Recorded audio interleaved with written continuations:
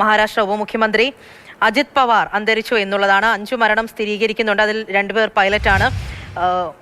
അങ്ങനെ 6 മരണം ഉണ്ടായി എന്ന് തന്നെയാണ് മനസ്സിലാക്കുന്നത്. വിമാനത്തിലുണ്ടായിരുന്ന എല്ലാവരും മരിച്ചു എന്ന് തന്നെയാണ് മനസ്സിലാക്കുന്നത്. അപ്പോൾ അജിത് പവാർ ഉൾപ്പെടെ വിമാനത്തിലുണ്ടായിരുന്ന 6 പേർ മരിച്ചു എന്നുള്ളൊരു വിവരവും കൂടി വരുന്നുണ്ട്. അതും ബാരാമതിയിൽ തന്നെയാണ് എന്നുള്ളതാണ് ശ്രദ്ധേയം.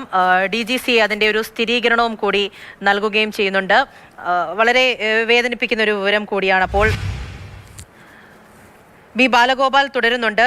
ബാലു, 6 പേരാണ് ഈ വിമാനത്തിൽ ഉണ്ടായിരുന്നത് എന്നല്ലേ മനസ്സിലാക്കുന്നത്? ആ 6 പേരുടെയും മരണം സ്ഥിരീകരിച്ചു. അജിത് പവാർ ഉൾപ്പെടെ 6 പേരുടെയും മരണം സ്ഥിരീകരിച്ചു എന്നാണോ?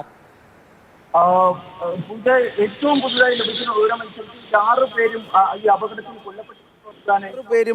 അപകടത്തിൽ കൊല്ലപ്പെട്ടിരിക്കുന്നു എന്നതാണ് ഏറ്റവും പ്രധാനപ്പെട്ട കാര്യം. വാർത്താ ഏജൻസിയായ PTI തന്നെ അജിത് പവാറിന്റെ മരണം ഇപ്പോൾ ഔദ്യോഗികമായി റിപ്പോർട്ട് ചെയ്തിട്ടുണ്ട്. ആശുപത്രി വൃത്തങ്ങളെ ഉദ്ധരിച്ചുകൊണ്ടാണ് വാർത്താ ഏജൻസിയായ PTI അജിത് പവാറിന്റെ ജീവൻ നഷ്ടപ്പെട്ടു, അതായത് ഈ വിമാന അപകടത്തിൽ കൊല്ലപ്പെട്ടിരിക്കുന്നുവെന്ന് ചൂണ്ടിക്കാണിച്ചിരിക്കുന്നത് എന്ന കാര്യം റിപ്പോർട്ട് ചെയ്തിരിക്കുന്നത്.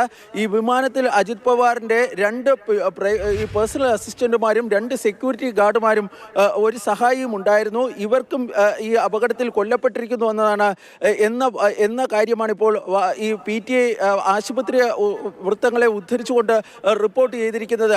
ഈ അപകടത്തിന്റെ ദൃശ്യങ്ങളിൽ നിന്ന് തന്നെ നമുക്ക് ആദ്യം തന്നെ വ്യക്തമായിരുന്നു. കാരണം വലിയൊരു അപകടമാണ് ഉണ്ടായിരുന്നത്. എമർജൻസി ലാൻഡിങ്ങിനെ തുടർന്ന് വിമാനത്തിന്റെ ഒരു ഭാഗം പൂർണ്ണമായും ഈ കത്തിപ്പോകുന്ന, അതായത് വിമാനത്തിൽ തീപിടുത്തം ഉണ്ടാകുകയും അത് കത്തിപ്പോവുകയും ചെയ്തിരുന്നു. അപ്പോൾ തന്നെ ഈ വിമാനത്തിൽ ഉണ്ടായിരുന്ന ആർക്കും ഈ ജീവൻ നിലനിർത്താൻ വേണ്ടി കഴിയുമെന്ന് ആരും കരുതിയിരുന്നില്ല. ഏതായാലും ഈ നിലവിൽ ഇപ്പോൾ ലഭിക്കുന്ന വിവരമനുസരിച്ച് അജിത് പവാറും മറ്റ് 5 പേരും ഈ വിമാനാപകടത്തിൽ കൊല്ലപ്പെട്ടിരിക്കുന്നു എന്ന വാർത്തയാണ് ഇപ്പോൾ പുറത്തു വരുന്നത്.